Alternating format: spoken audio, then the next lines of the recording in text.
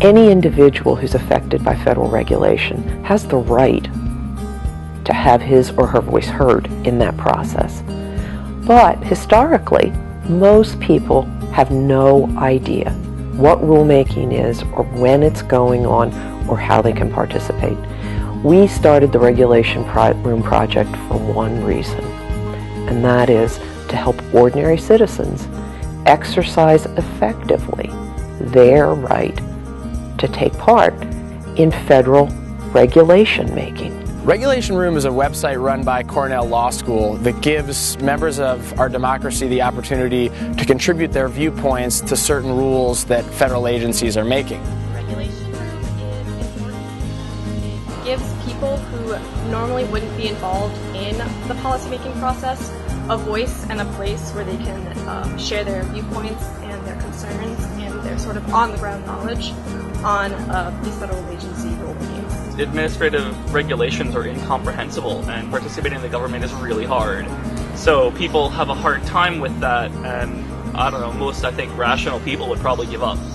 And as a result, if we make it easier and more understandable, the more we can break it down and make feedback less impossible, the more different voices we'll get in the regulatory process, the better feedback we'll get.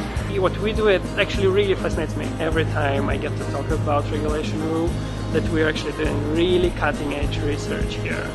We're really at the forefront of how to go beyond getting people just to vote or just voice their sentiment online into engaging with the details, with the substance of the policy, with offering the policymakers and decision makers a perspective that they have no other way of getting it other than through participation of individual members of the public.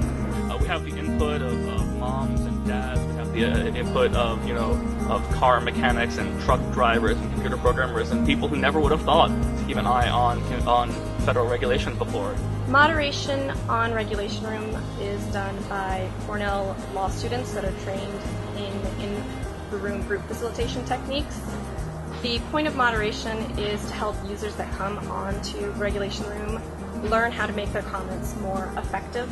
So, for example, somebody who runs a small business might say, this regulation is really going to ruin my ability to make a profit. You cannot have this regulation.